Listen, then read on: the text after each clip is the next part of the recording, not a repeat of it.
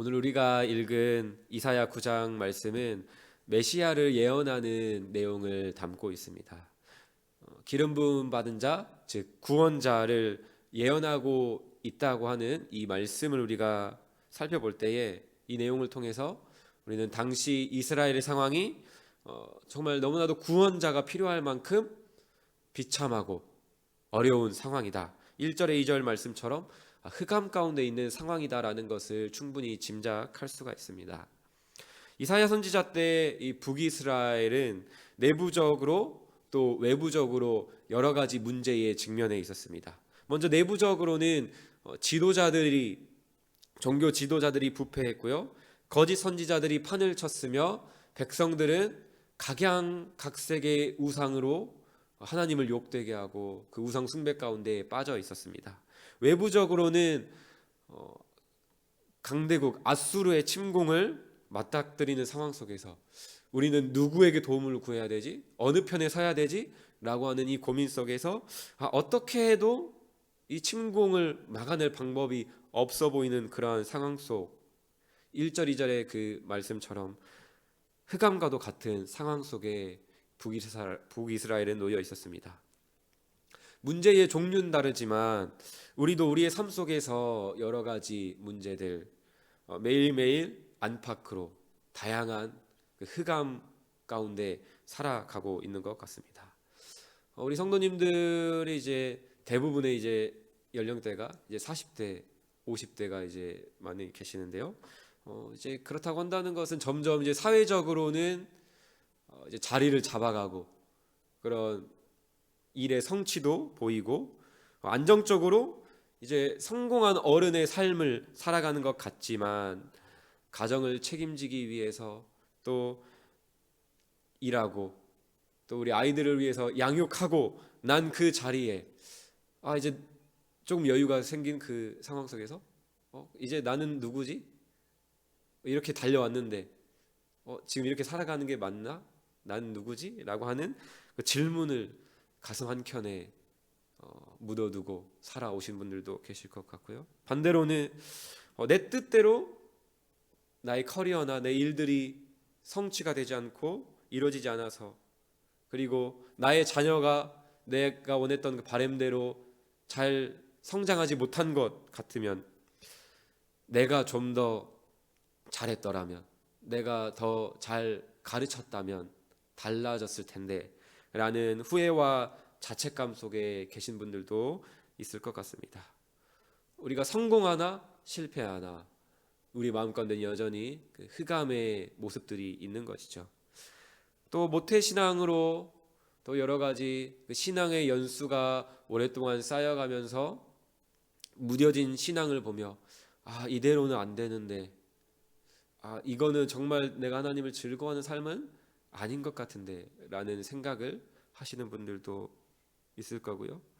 내가 정말 하나님을 만난 거 맞나? 그렇다면 내가 이렇게 살 수가 있나? 나는 진정 하나님을 만난 게 맞을까?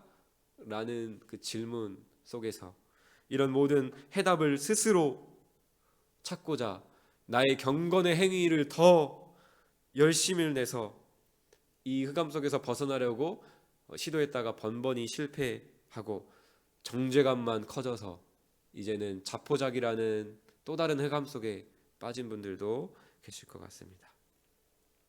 어쩌면 나는 아빠니까 나는 엄마니까 라는 책임감 때문에 내가 받는 스트레스나 외로움은 돌아볼 시간도 없이 어쩌면 내가 흑암 중에 있었는지조차 미처 생각지도 못하신 분들 또는 이런 생각 자체가 이런 고민하는 것 자체가 사치라고 느껴질 만큼 너무나도 치열한 삶을 살고 계시는 분들도 계실 것 같습니다.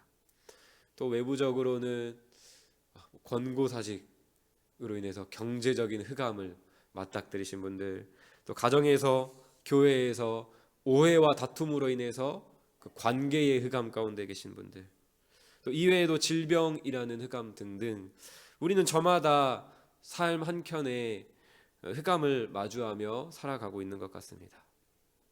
우리는 이 같은 흑암 같은 삶을 살고 걸어가면서 스스로 극복해 보려고 하고 노력도 해보고 별짓 다 해봤지만 별 소용이 없었다는 것을 우리의 삶 가운데 너무나도 잘 알고 있죠.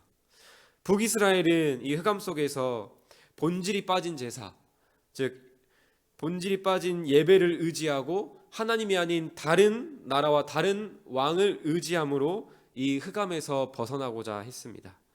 아무리 우리가 그림자로부터 벗어나려고 몸부림을 쳐도 그림자가 늘 붙어 다니는 것처럼 이 흑암의 문제들은 우리의 삶을 늘 따라다니는 것 같습니다.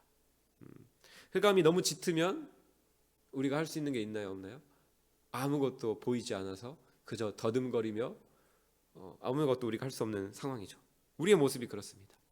그렇지만 하나님은 그런 우리를 향해서 오늘 이사야 9장 말씀을 통해 우리에게 이미 비추었던 그 빛, 그리고 다시 영광스럽게 온전하게 비춰질 그 빛에 대해서 말씀하시며 그 빛을 보게 하시고 기억하게 하십니다.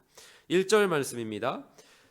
전에 고통받던 자들에게는 더 이상 흑암이 없을 것이다 말씀하고 있습니다. 스불론과 납달리 땅, 이 땅은 어떤 땅들일까요? 가장 변두리 땅입니다. 그래서 가장 먼저 외부의 침공을 받고 가장 먼저 고통에 당하게 되는 그 땅이죠.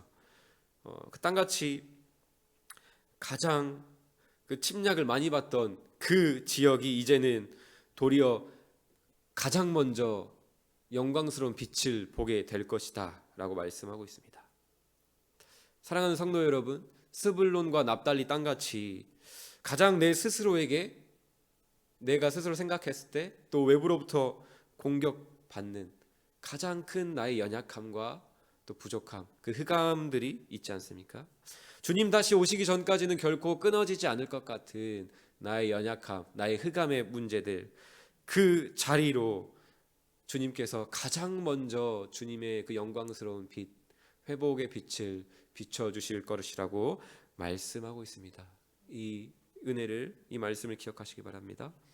2절 말씀입니다. 흑암에 행하던 백성이 큰 빛을 보고 사망의 그늘진 땅에서 거주하던 자에게 빛이 비치도다 말씀하고 있습니다. 우리가 3월 달에 이제 복음에 대해서 들었죠. 가장 우리가 반복해서 이야기했던 것이 복음은 충고가 아니라 소식이다. 복음이 충고라고 한다면 우리가 그 충고를 듣고 나서 우리가 뭔가를 해야 되는데 그런 것이 아니라 복음은 우리에게 그저 들려지는 소식이다 라고 우리는 살펴보았습니다. 그렇게 복음이 소식인 것처럼 이 빛 또한 그렇습니다. 이 빛은 우리가 스스로 만들어낼 수 있는 것이 아니죠. 우리가 만들거나 우리가 빛나게 할 수 있는 것이 아니라 이 빛이 그저 내게 비치고 그 빛을 우리는 그저 보게 될 것이다 라고 말씀하고 있습니다. 여기서 우리가 해야 할 것은 아무것도 없습니다. 우리가 할 수 있는 것 또한 아무것도 없습니다. 또한 흑암에 있던 우리에게 흑암 가운데 그 빛이 비춰졌을 때에 우리가 반응하지 않을 수도 없습니다. 그 빛을 보지 않을 수가 없는 것이죠. 그 빛이, 그 구원과 회복의 은혜가 주님 다시 오실 때에 우리에게 분명하게 비춰질 것입니다. 그 빛이 우리에게 비치면 우리는 3절의 말씀처럼 우리가 탈취물을 빼앗은 자처럼 너무나도 기뻐하고 즐거워할 것이라고 약속하고 있습니다.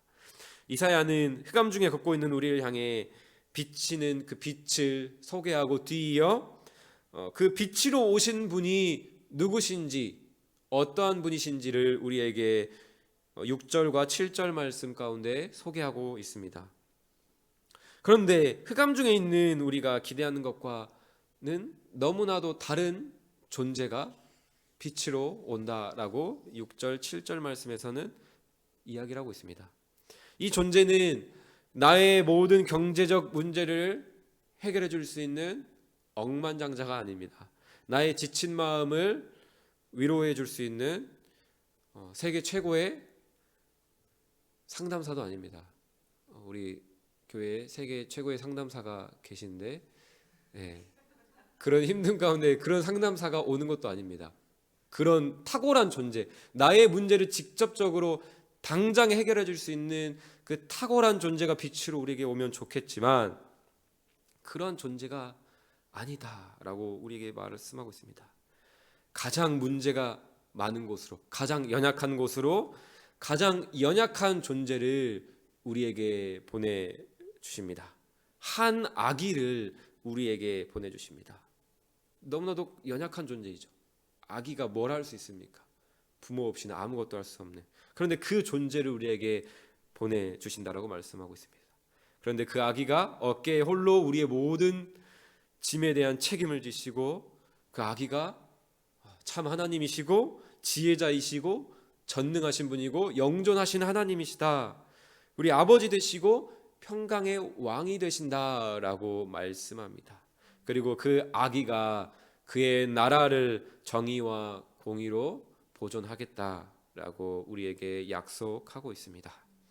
힘의 논리로 경쟁을 통해서 밟고 올라서야 되고 이겨내야 되고 내 스스로 쟁취해야 하는, 그렇게 말하는 세상의 관점에서 볼 때 가장 작고 연약한 존재인 아기를 우리가 바라보며 소망을 품는 것, 거기에서 우리의 희망을 기대하는 것은 너무나도 어리석어 보입니다.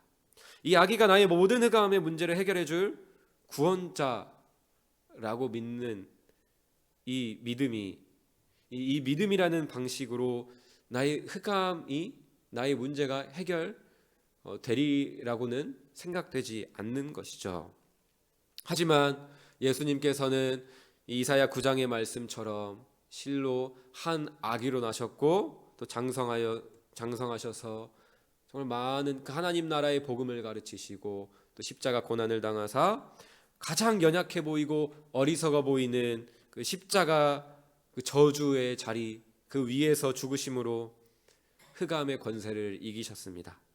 사랑하는 성부 하나님과의 관계가 끊어지는, 단절되는 가장 크나큰 흑암 중에 머무르시고 죽으심으로 말미암아 우리가 살펴본 것처럼, 어제 요한계시록 1장 18절 말씀으로 살펴본 것처럼 세세토록 살아계셔서 사망과 음부의 열쇠를 가지시고 그 열쇠를 우리에게 주실 수 있게 되셨습니다.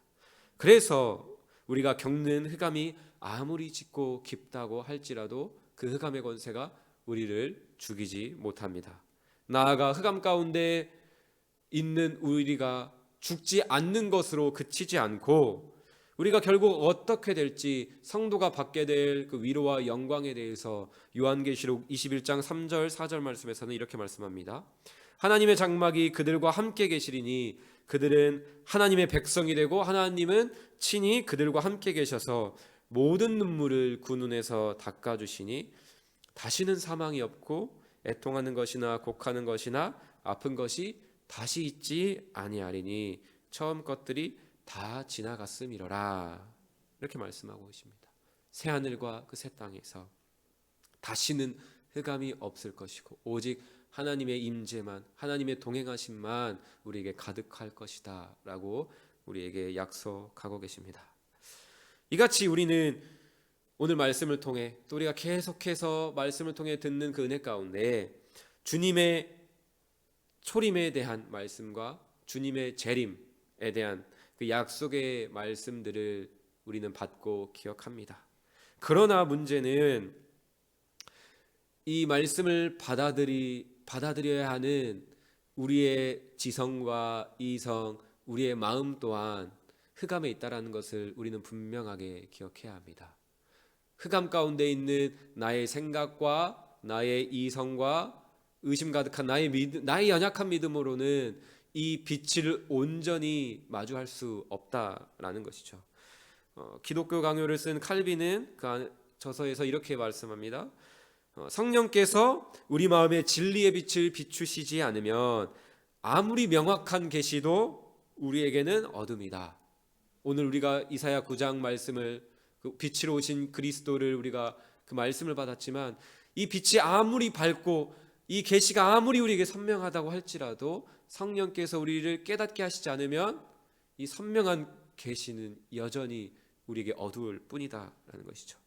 또한 이렇게 이야기합니다. 성령은 성경의 저자이시며 또한 그 뜻을 우리의 마음에 확신시키는 분이시다. 인간의 이성은 그 말씀을 읽더라도 이해하지 못하고 믿지 못하며 심지어는 거부한다. 오직 성령이 조명하실 때에만 그 말씀은 믿음의 진리로 다가온다. 정말 그렇지 않습니까? 원수를 살리기 위해서 하나뿐인 아들을 죽이는 부모의 이야기를 우리가 어떻게 이해할 수 있겠습니까? 그리고 그걸 어떻게 우리가 사랑이라고 말할 수 있겠습니까? 정신 나간 짓이죠. 그런데 우리 모두가 그 사랑을 믿고 감격했고 돌이켰고 그 사랑을 베푸신 우리가 그리스도를 찬양하고 또 이 자리에 이렇게 예배하러 나왔지 않습니까? 그 은혜가 어떻게 된 것입니까? 우리가 그 이해할 수 없는 미친 짓 같이 보이는 그 사랑을 우리가 어떻게 받아들이고 기뻐하고 믿게 되었습니까? 성령님의 은혜지요. 우리 안에 있는 의심이라는 흑암 가운데 성령이라는 빛이 비춰야 될 줄 믿습니다. 그제서야 비로소 오늘 우리에게 주신 말씀도 매일매일 우리에게 들려지는 그 모든 말씀이 우리에게 가장 영광스럽게 빛나게 될 것입니다. 고린도전서 2장 9절 10절에 이렇게 말씀합니다. 기록된 바 하나님이 자기를 사랑하는 자들을 위하여 예비하신 모든 것은 눈으로 보지 못하고 귀로 듣지 못하고 사람의 마음으로 생각하지도 못하였다함과 같으니라. 이어서 이렇게 말씀합니다. 오직 하나님이 성령으로 이것을 우리에게 보이셨나니, 하나님의 성령으로 이것을 우리에게 보이셨으니 성령은 모든 것 곧 하나님의 깊은 것까지도 통달하시느니라 말씀합니다. 예수 그리스도라는 진정한 빛이 우리에게 이미 오셨고 또한 다시 오실 것입니다. 그러나 이 빛이 아무리 빛나고 밝다라고 할지라도 우리의 마음이 흑암 가운데 있으면 이 빛을 우리가 온전히 바라볼 수 없고 기뻐할 수 없습니다. 오직 성령을 의지함으로 성령의 빛을 구함으로 우리가 믿음 가운데 나아갈 수 있습니다. 이 빛은 이미 비추었습니다. 그리고 또다시 비칠 것입니다. 이 빛 앞에서 우리가 무엇을 할 수 있습니까? 우리가 해야 될 것이 무엇이 있습니까? 그저 그 빛 앞으로 나오면 됩니다. 예수 그리스도 빛, 주님 앞에 내가 나옵니다. 그 빛으로 우리를 비춰주시옵소서. 성령 하나님 앞에 내가 나옵니다. 성령 하나님 그 빛을 비춰주셔서 그리스도라는 가장 밝은 빛을 우리가 깨닫고 누리게 하여 주시옵소서. 오늘 말씀을 듣고 기도하는 이 자리가 그 빛을 우리가 쬐는 자리인 줄 믿습니다. 오늘 말씀을 기억하며 하나님 그 빛을 우리에게 비춰주시옵소서. 그 말씀의 빛 안에서 우리가 주님의 성령님을 의지하는 그 기도 가운데 온전히 그 빛을 쬐고 오늘 이 아침 흑암 가운데 우리가 다시 한번 걸어나가기를 원합니다. 간절히 기도하는 이 아침 되기를 주님의 이름으로 축복합니다.